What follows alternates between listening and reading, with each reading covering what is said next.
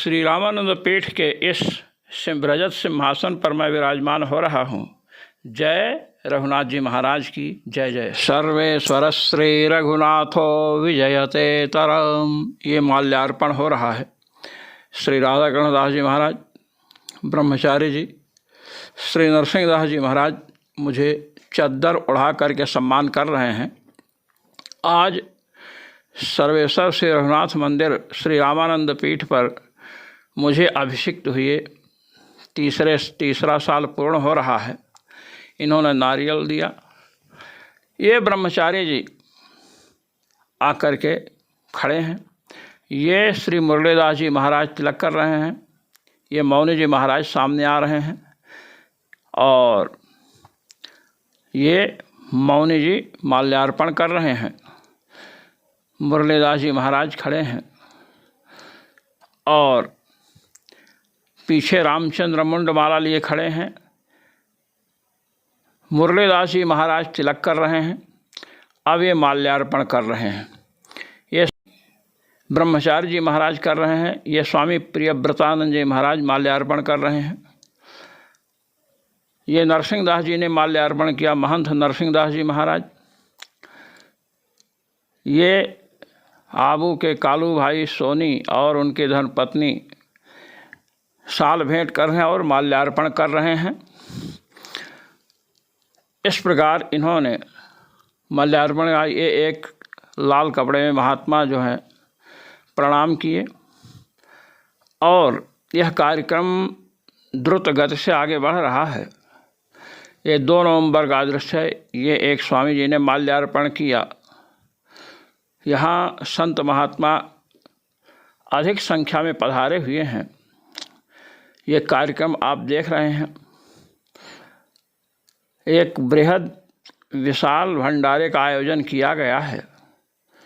ये मुकेश जी आकर के सपत्नी नमस्कार कर रहे हैं और ये श्री राधा कृष्णदास जी महाराज हमारे बगल में खड़े हैं। ये प्रबंध समिति के मनोज गर्ग जी माल्यार्पण किए और यहाँ पर ये एक भक्त आए हैं, माल्यार्पण कर रहे हैं। इस प्रकार लोगों की संख्या अधिक है। लोग अपनी भावना, अपने कर्तव्य और निष्ठा का परिचय सर्वेश्वर श्री रघुनाथ जी मंदिर की गादी के प्रति समर्पित कर रहे हैं।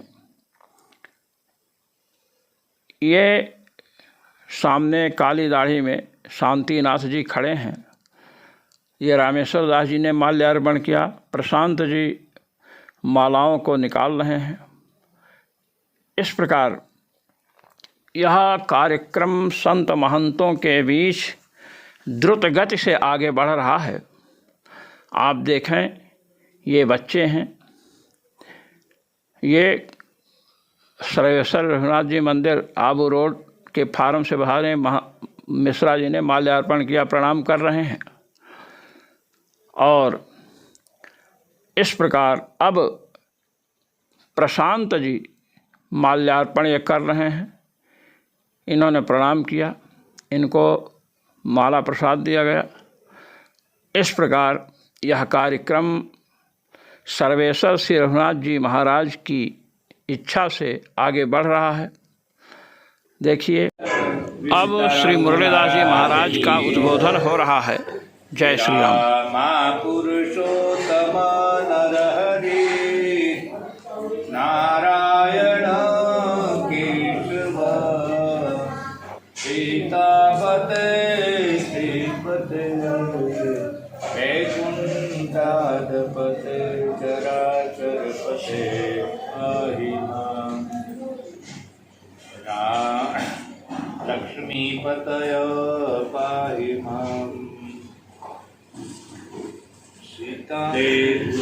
लक्ष्मीपते पाहि मां।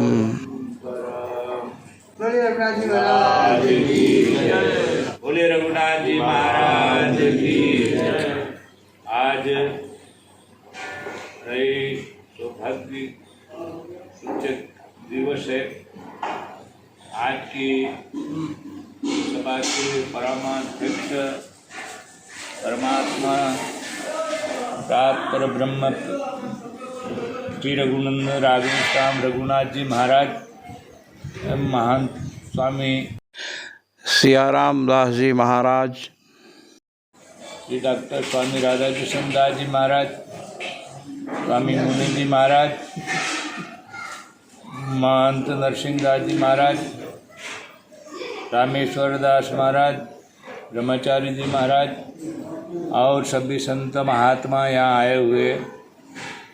आज भगवान रघुनाथ जी की अनुकंपा से महान स्वामी श्री सियाराम दास जी महाराज का ये तीसरा साल भगवान की सेवा में व्यतीत हो गया है। भगवान के जिस दिन से समर्पित हो जाता है आदमी, और तन मन धन से जो समर्पित आदमी हो जाता है वो भगवान का भक्त हो जाता है।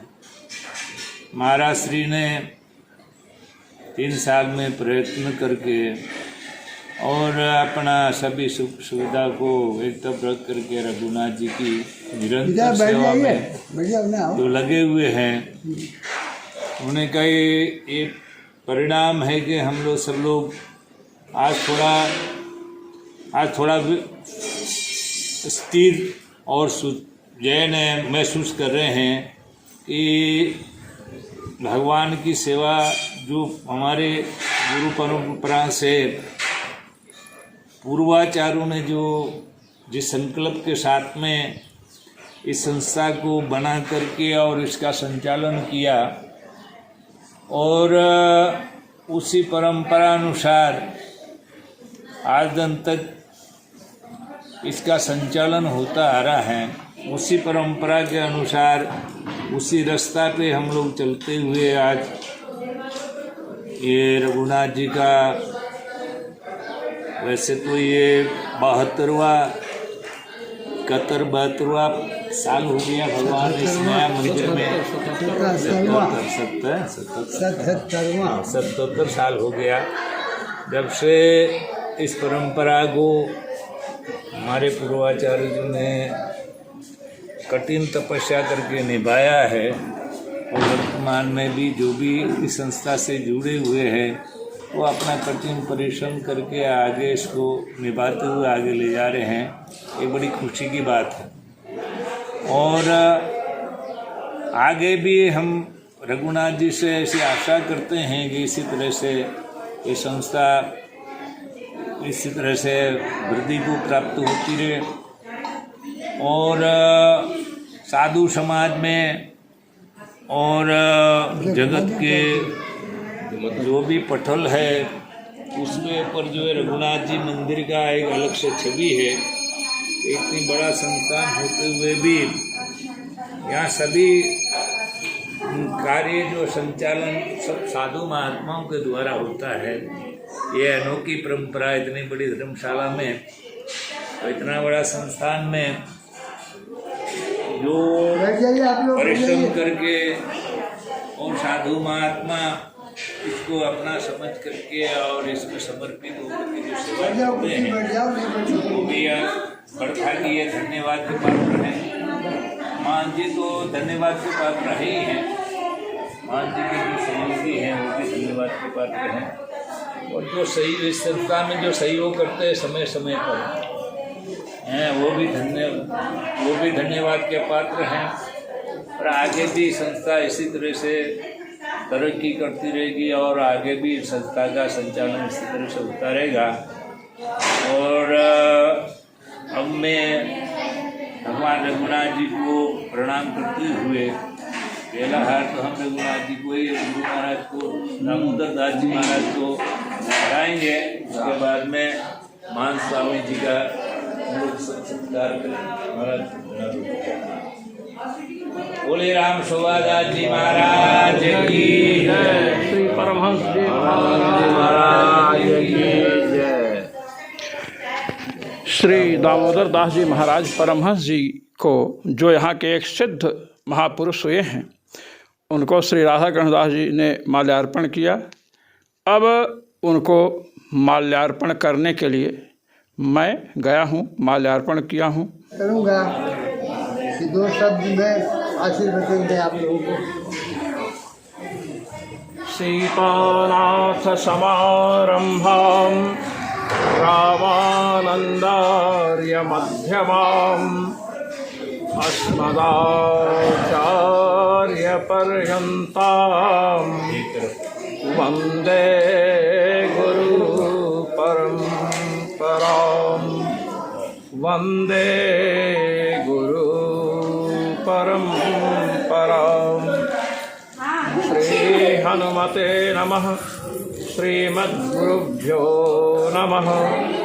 सर्वेभ्यो महात्मभ्यो नमो नमः।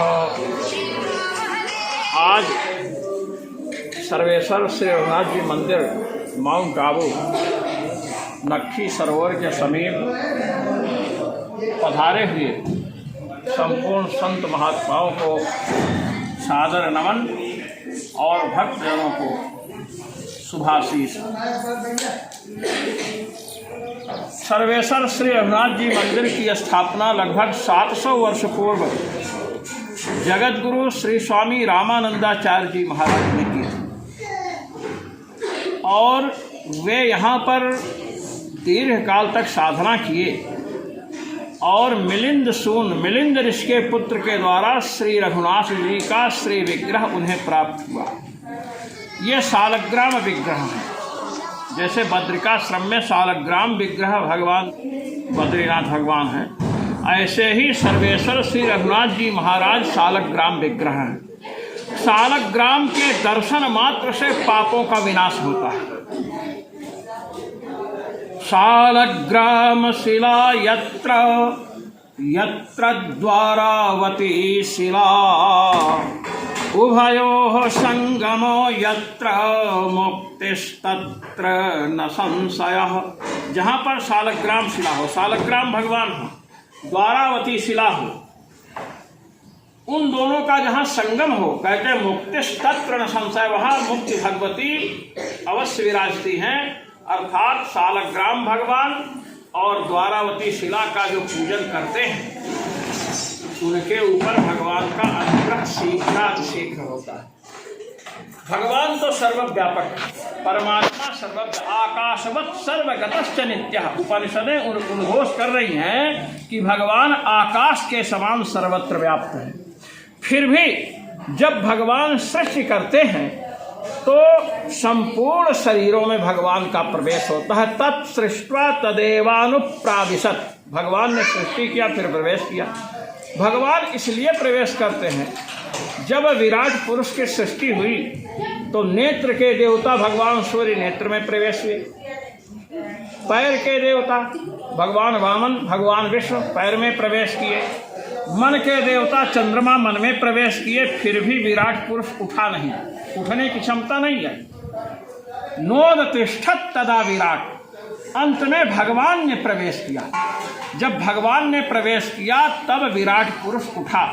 तो ये जितने देवता इंद्रियों के हैं उन सभी देवताओं का नियंत्रण भगवान रघुनाथ जी करते हैं, भगवान श्री राम करते हैं। अब श्री राम का अर्थ इतना ही नहीं कि भगवान श्री राम दशरथ नंदन है, ये समझ लेना चाहिए। कबीर दास जी ने इस बात को थोड़ा स्पष्ट किया। दशरथ सुत त्युह लोक बखाना, राम नाम का मरम है आना। लोग भगवान राम को दशरथ सुत समझते हैं केवल, किंतु उसका मर्म रहस्य कुछ और ही है। केवल दशरथ पुत्र आप मत समझिए, अपितु वे अनंतानंत ब्रह्मांड के सृष्टा हैं, पालन करता है और संहार करता है। इसलिए रामतापनीयोपनिषद में भगवान श्री राम का स्वरूप बताया गया। रमन्ते योगिनो नन्ते सत्यानंदे चिदात्मनि इति राम पदेन सौ परम ब्रह्माभिधीयते। रमन्ते योगिनो नन्ते, जिस सच्चिदानंद घन परमात्मा में योगीजन साधक रमण करते हैं और अनुभव करते हैं स्वरूप का, उन्हें राम कहते हैं। तो कहने का तात्पर्य है कि राम सर्वेश्वर रघुनाथ जी को यही मत समझिए कि दशरथ नंदन ही हैं, अपितु तो चराचर जगत में स्वयं रमण करते हैं आत्मा रूप से और संपूर्ण जगत के आश्रय हैं। ऐसे रघुनाथ जी की स्थापना यहाँ पर ये जो जूना मंदिर है इसी स्थान पर श्री रामानंदाचार्य जी महाराज ने की। और जब यहाँ से पधारे तो अपने 12 शिष्यों में प्रधान शिष्य श्री स्वामी अनंतानंदाचार्य जी महाराज को उनकी सेवा का भार इस गद्दी को सौंप करके गए। हमने देखा जो पुस्तकें छपी है महाराज जी, श्री स्वामी राम सुभदास जी महाराज के द्वारा प्रकाशित पुस्तकें हैं, उसमें इस पीठ का नाम श्री रामानंद पीठ है। ये श्री रामानंद पीठ है। काशी में पंचगंगा घाट पर स्वामी जी विराजित, और दूसरा स्थल यह है जहाँ पर रह करके स्वामी जी ने स्थापना किया और अपने प्रधान शिष्य को यहाँ स्थापित किया। और इस पीठ की तब से अविच्छिन्न परंपरा आज तक चली आ रही है। इसमें तू ही राम जी महाराज, श्री परमहंस श्री दामोदर दास जी महाराज, श्री स्वामी राम शोभादास जी महाराज जैसे अनेक सिद्ध संत हुए। मैं आपको बतलाऊं महाराज जी, हम यहाँ नियम लिए थे कि श्रीमद् वाल्मीकि रामायण की कथा हमें करनी है, और 3 बजे या 4 बजे करता था।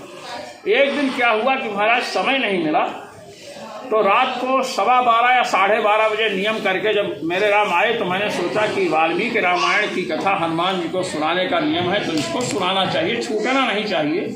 और जैसे मैंने आरंभ किया मंगलाचरण, वैसे ही हमने देखा कि एक लंबायमान महात्मा श्वेत वस्त्र में, जिनका खूब भरा हुआ चेहरा था, छोटी छोटी दाढ़ी थी, इस गेट से प्रवेश किए और जो हमारे कमरे में लाल अलमारी रखी जहाँ पुस्तकें हैं वहीं जाकर के बैठ गए। महाराज आश्चर्य यह था कि मैं ग्रंथ भी जब देखता था तो भी वो दिख रहे थे। हम जब चाक्षुष प्रत्यक्ष करते हैं नेत्रों से तो ये नियम है कि नेत्र का और वस्तु का संबंध हो तभी हम प्रत्यक्ष देख सकते हैं। आपको हम देख रहे हैं, नेत्र से आपका संबंध है, किंतु बीच में पर्दा आ जाए या हम नेत्र नीचे कर लें तो आपका प्रत्यक्ष नहीं होगा महाराज। किंतु अक्षरों का प्रत्यक्ष हो रहा था, फिर भी वो महाराज जी हमको दिखते रहते थे। क्यों? क्योंकि उनका सीधा संबंध आज्ञा चक्र से हो गया था। ये आज्ञा चक्र जिसे तृतीय नेत्र कहते हैं, दिव्य नेत्र। और जब तक श्रीमद् वाल्मीकि रामायण की कथा हुई तब तक वे विराजमान थे। जब कथा पूर्ण हुई तो वहाँ से उठे और फिर निकलने लगे तो हमने प्रणाम किया उनको। तो कथन का तात्पर्य है कि ये सिद्धों की परंपरा है, विद्वानों की परंपरा। श्री स्वामी राम सुभादास जी महाराज बहुत बड़े विद्वान थे महाराज जी, उन्होंने अनेक ग्रंथों का प्रकाशन किया, उनके प्रवचनों का संग्रह यहाँ पर विराजमान है। तो ये सिद्ध और विद्वान दो की परंपरा है। अगर केवल विद्या है, भजन साधन की शक्ति नहीं है तो उस विद्या से कल्याण नहीं हो सकता है। और केवल भजन साधन है तो व्यक्ति अपना कल्याण कर लेगा महाराज जी, लेकिन दूसरे यदि आएंगे, कोई शंका करेंगे, कोई जिज्ञासा करेंगे तो उसका उत्तर वो नहीं कर सकता है। इसलिए हमारे यहाँ बताया गया है कि गुरु किसको बनाना चाहिए, तो कहा तद विज्ञानार्थम सा गुरुमेवाभिगच्छेत समित पाणिम श्रोत्रियम ब्रह्मनिष्ठम। परमात्म तत्व की जिज्ञासा हो तो गुरु के पास जाए। तो कहे गुरु कैसा होना चाहिए? कहे श्रोत्रियम ब्रह्मनिष्ठम। श्रोत्रिय माने शास्त्रों का सम्यक ज्ञाता हो, और ब्रह्मनिष्ठ माने भगवान में उसकी निष्ठा हो, भजन साधन करने वाला हो, उसके पास जाना चाहिए। और जाए कैसे? वहाँ पर बताया गया नोटों का बंडल लेकर जाओ, हीरा जवाहरात लेकर जाओ, कहे नहीं, समित पाणी, समिधा लेकर जाइए। समित का अर्थ किया गया है कि एक बिता की लकड़ी 3, और कनिष्ठिका, ये कनिष्ठिका ना इतनी मोटी, उंगली जितनी मोटी हो और इतनी बड़ी 3 लकड़ियाँ लेकर जाइए। अब 3 लकड़ी लेकर जाएंगे तो दैन्य तो आ गया, दीनता तो अपने में अनुभव हो नहीं होगा।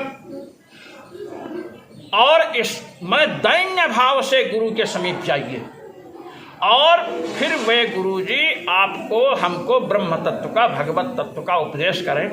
तो इस प्रकार भगवत तत्व के उपदेश की परंपरा जिस परंपरा में है उस परंपरा का नाम श्री रामानंद पीठ है।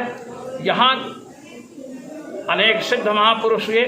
हमारे यहाँ ये बतलाया गया है कि जहाँ पर संत सेवा होती है, साधु सेवा होती है, अतिथि अभ्यागत की सेवा होती है।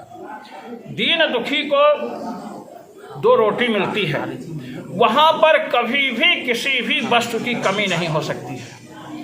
और जहाँ पर सेवा में कटौती हो गई, सेवा से व्यक्ति विमुख होने लगा। महाराज जी छावनी में एक पुरी वाले महाराज थे, श्री गंगादास जी महाराज। श्री गंगादास जी महाराज ने हमें ब्रह्म गायत्री की दीक्षा दी। महाराज प्राणायाम करते थे तो लोगों ने देखा कि महाराज प्राणायाम किए तो छत में जाकर के लग गए, आसन उठ करके। बड़े सिद्ध संत थे। और उनके गुरु भाई श्री कमल लोचन दास जी महाराज थे, उत्तर काशी में 3 लाख नाम जप करते थे महाराज। तो ऐसे महापुरुषों की कृपा प्राप्त हुई। तो उन्होंने एक बात कही जो हम आप सबके समक्ष प्रस्तुत कर रहे हैं विनय पूर्वक। उन्होंने कहा कि छावनी में इतनी अधिक संत सेवा होती है और किसी वस्तु की कमी नहीं है, भंडार खचाखच भरा है। महाराज जी संत सेवा को रोक दें और फिर देखो ये सब सामान कहाँ गायब हो जाता है, कुछ ही दिन में कंगाली आ जाएगी। तो जहाँ संत सेवा होती है, संतों का सम्मान होता है, गौ की सेवा होती है, वहाँ पर किसी भी वस्तु की कमी नहीं होती है। दूसरी बात महाराज कि संतों के समागम से सबसे बड़ा लाभ है, संतों के दर्शन से पाप नष्ट होते हैं। संतों का दर्शन हुआ कि महाराज पाप का विध्वंस हो जाता है। और पाप ही अज्ञान को बढ़ाता है, असत प्रवृत्तियों को बढ़ाता है। तो हमारी प्रवृत्ति अच्छी हो, अच्छे कर्मों में राष्ट्र सेवा, माता पिता की सेवा, गुरु की सेवा, समाज की सेवा हम करें। इसके लिए हमें ज्ञान चाहिए और ज्ञान सत्संग से प्राप्त होता है। पैसा, संपत्ति, सोना चांदी बढ़ जाए, उससे काम क्रोध लोभ में महाराज कमी नहीं आ सकती है। काम क्रोध लोभ बढ़ेगा।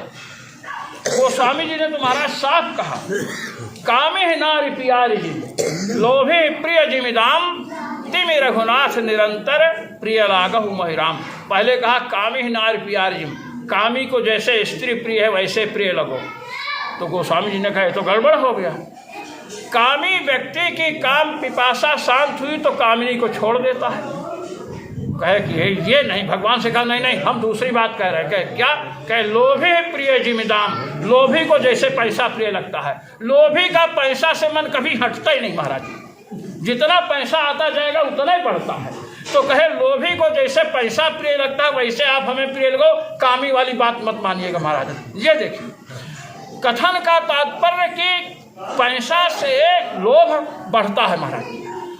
पैसा में 15 अनर्थ, अर्थ में महाराज जी 15 अनर्थ बतलाया गया श्रीमद् भागवत महापुराण में। नाम तो इसका अर्थ है और इसके साथ 15 अनर्थ हैं। अब संसार का काम पैसे बिना तो चल नहीं सकता है। आपको अतिथि सेवा करना है, किसी को भोजन कराना है, कुछ भी किसी को देना लेना है तो पैसा चाहिए।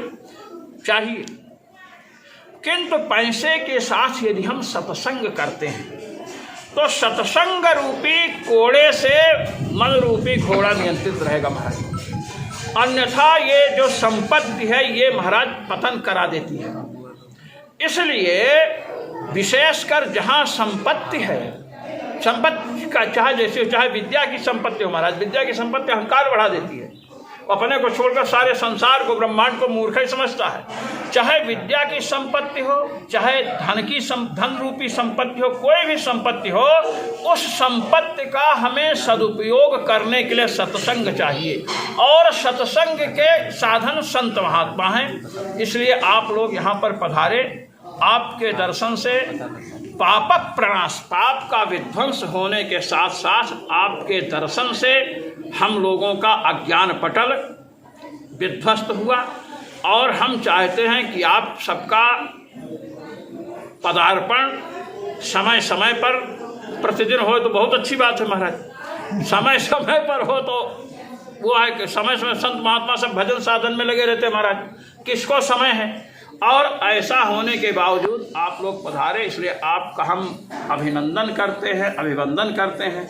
और जो भक्तगण पधारे हैं, ये मनोज जी हैं, कालू भाई सोनी हैं, मुकेश जी हैं, ये क्या नाम कन्हैया, स्वयं कन्हैया वृंदावन है, ये रामचंद्र मंडपुरी अयोध्या पधारे हैं, ये श्री राधा कृष्णदास जी महाराज हैं।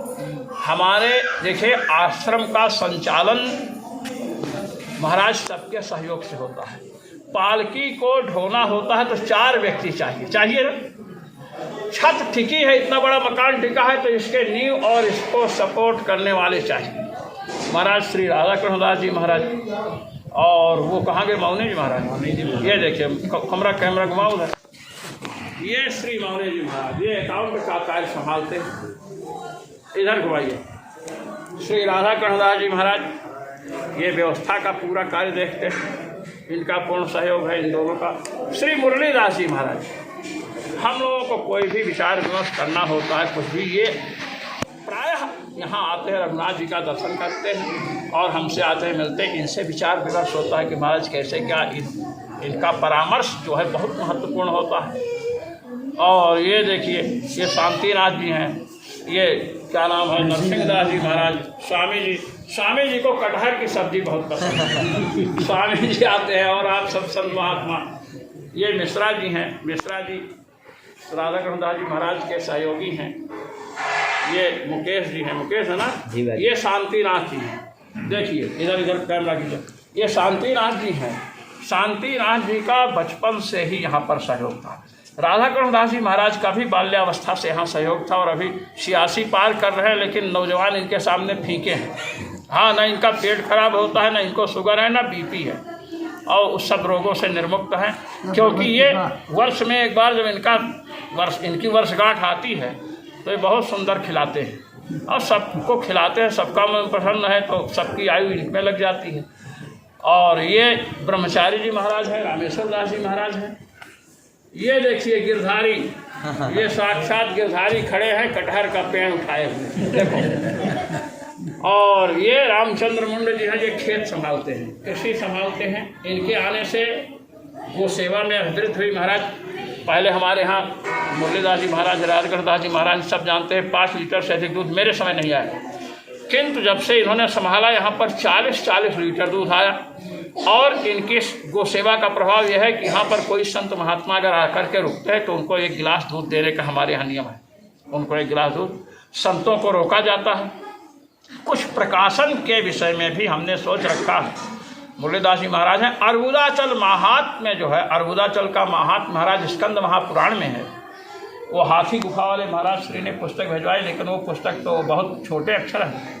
तो अर्बुदाचल महात्म्य को हिंदी व्याख्या के रूप में प्रस्तुत करने का उन्होंने आग्रह किया महाराज जी, हाथी गुफा वाले महाराज जी ने। तो हमने भी निश्चय किया है कि सर्वेश्वर श्री रघुनाथ जी की अनुकंपा से इस श्री रामानंद पीठ से अर्बुदाचल महात्म्य नाम का ग्रंथ प्रकाशित होगा कि आबू राज का महात्म्य, यहाँ के तीर्थों का महात्म्य, यहाँ कितने सिद्ध महापुरुष हैं, कितने देवी देवता हैं, सबके विषय में आपको परिज्ञान हो। अच्छा। इस प्रकार हम आप सब संतों के चरणों में नमन करते हैं, सबको साधुवाद देते हैं। हमारे जो सहयोगी महापुरुष हैं इनको भी हम साधुवाद देते हैं, नमन करते हैं कि ये लोग ऐसे ही सहयोग करते रहें। मैंने हमारी आकांक्षा है, कर तो रहे ही हैं, ये करते रहें, जिससे सर्वेश्वर श्री रघुनाथ जी मंदिर दिनों दिन उन्नति करता रहे, इसकी अभिवृद्धि हो, संत महात्माओं का यहाँ पदार्पण हो, गौओं की सेवा हो, कुछ साहित्य का प्रकाशन हो।